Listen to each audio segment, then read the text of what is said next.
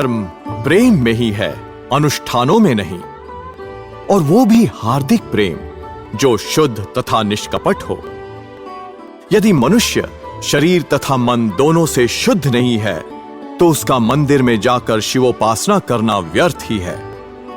उन्हीं लोगों की प्रार्थना को जो शरीर तथा मन में शुद्ध है शिव सुनते हैं, और इसके विपरीत जो लोग अशुद्ध होकर भी दूसरों को धर्म की शिक्षा देते हैं वे अंत में निश्चय ही असफल रहेंगे। बाह्य पूजा मानस पूजा का प्रतीक मात्र है। असल में मानस पूजा तथा चित्त की शुद्धि ही सच्ची चीजें हैं। इनके बिना बाह्य पूजा से कोई लाभ नहीं। इसका सदैव मनन करना चाहिए। अतः तुम सभी को यह अवश्य स्मरण रखना चाहिए।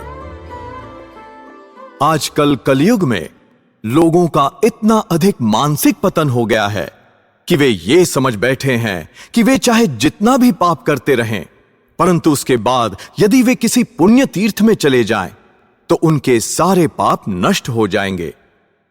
पर यदि कोई मनुष्य अशुद्ध मन से मंदिर में जाता है तो उसका पाप और भी अधिक बढ़ जाता है तथा वो अपने घर निम्नतर स्थिति में वापस जाता है। तीर्थ वो स्थान है जहां शुद्ध पवित्र लोग रहते हैं तथा जो पवित्र वस्तुओं से परिपूर्ण हैं। किसी स्थान पर पवित्र लोग रहने लगे और यदि वहां कोई मंदिर न भी हो तो भी वो स्थान तीर्थ बन जाता है। इसी प्रकार किसी ऐसे स्थान में जहां सैकड़ों मंदिर हों, यदि अशुद्ध लोग रहने लगे तो यह समझ लेना चाहिए कि उस स्थान का तीर्थत्व नष्ट हो गया है।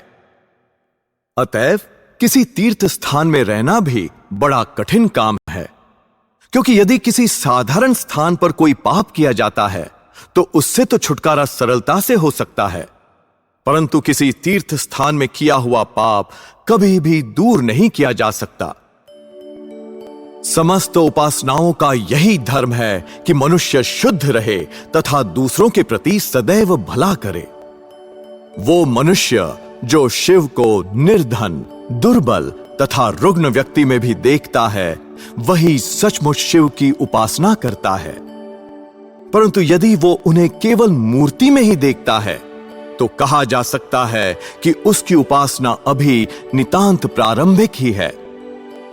यदि किसी मनुष्य ने किसी एक निर्धन मनुष्य की सेवा शुश्रूषा बिना जाति पाति अथवा ऊंच नीच के भेदभाव के ये विचार कर की है कि उसमें साक्षात शिव विराजमान हैं, तो शिव उस मनुष्य से दूसरे एक मनुष्य की अपेक्षा जो कि उन्हें केवल मंदिर में देखता है अधिक प्रसन्न होंगे।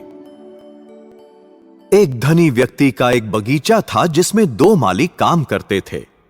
एक माली बड़ा सुस्त तथा कमजोर था, परंतु जब कभी वो अपने मालिक को आते देखता तो झट उठकर खड़ा हो जाता और हाथ जोड़कर कहता, मेरे स्वामी का मुख कैसा सुंदर है, और उसके सम्मुख नाचने लगता। दूसरा माली ज्यादा बातचीत नहीं करता था, उसे तो बस अपने काम से काम था, और वो बड़ी मेहनत से बगीचे में तरह तरह के फल साग पैदा करके उन्हें स्वयं अपने सिर पर रखकर मालिक के घर पहुंचाता था। यद्यपि मालिक का घर बहुत दूर था। अब इन 2 मालियों में से मालिक किसको अधिक चाहेगा? बस ठीक इसी प्रकार ये संसार एक बगीचा है जिसके मालिक शिव हैं। यहां भी 2 प्रकार माली हैं। एक तो वो जो सुस्त, अकर्मण्य तथा ढोंगी है और कभी कभी शिव के सुंदर नेत्र, नासिका तथा अन्य रंगों की प्रशंसा कर देता है, और दूसरा ऐसा है जो शिव की संतान की, सारे दीन दुखी प्राणियों की और उनकी समस्त सृष्टि की चिंता रखता है। इन 2 प्रकार के लोगों में से कौन शिव को अधिक प्यारा होगा? निश्चय ही वही जो उनकी संतान की सेवा करता है। जो व्यक्ति अपने पिता की सेवा करना चाहता है उसे अपने भाइयों की सेवा सबसे पहले करनी चाहिए। इसी प्रकार जो शिव की सेवा करना चाहता है उसे उनकी संतान की, विश्व के प्राणी मात्र की पहले सेवा करनी चाहिए। शास्त्रों में कहा भी गया है कि जो भगवान के दासों की सेवा करता है वही भगवान का सर्वश्रेष्ठ दास है। ये बात सर्वदा ध्यान में रखनी चाहिए।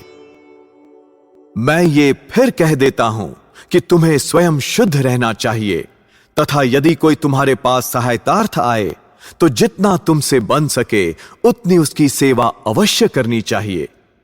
यही श्रेष्ठ कर्म कहलाता है।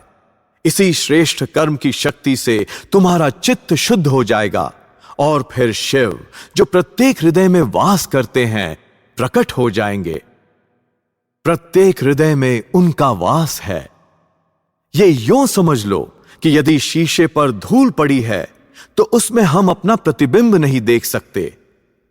अज्ञान तथा पाप ही हमारे हृदय रूपी शीशे पर धूल की भांति जमा हो गए हैं। स्वार्थीपन ही अर्थात स्वयं के संबंध में पहले सोचना ही सबसे बड़ा पाप है। जो मनुष्य ये सोचता रहता है कि मैं ही पहले खा लूं, मुझे ही सबसे अधिक धन मिल जाए तथा मैं ही औरों से पहले सीधा स्वर्ग को चला जाऊं, वही स्वार्थी है। निस्वार्थी व्यक्ति तो ये कहता है, मुझे अपनी चिंता नहीं है, मुझे स्वर्ग जाने की कोई आकांक्षा नहीं है। यदि मेरे नरक में जाने से भी किसी को लाभ हो सकता है तो भी मैं उसके लिए तैयार हूं। ये निस्वार्थता ही धर्म की कसौटी है। जिसमें जितनी ही अधिक निस्वार्थता है वो उतना ही आध्यात्मिक है तथा उतना ही शिव के समीप। चाहे वो पंडित हो या मूर्ख, शिव का सामीप्य दूसरों की अपेक्षा उसे ही अधिक प्राप्त है, उसे चाहे इसका ज्ञान हो अथवा ना हो। परंतु इसके विपरीत यदि कोई मनुष्य स्वार्थी है तो चाहे उसने संसार के सब मंदिरों के ही दर्शन क्यों न किए हों, सारे तीर्थ क्यों न गया हो और रंग भभूत रमाकर अपनी शक्ल चीता जैसी क्यों न बना ली हो, शिव से वो बहुत दूर है।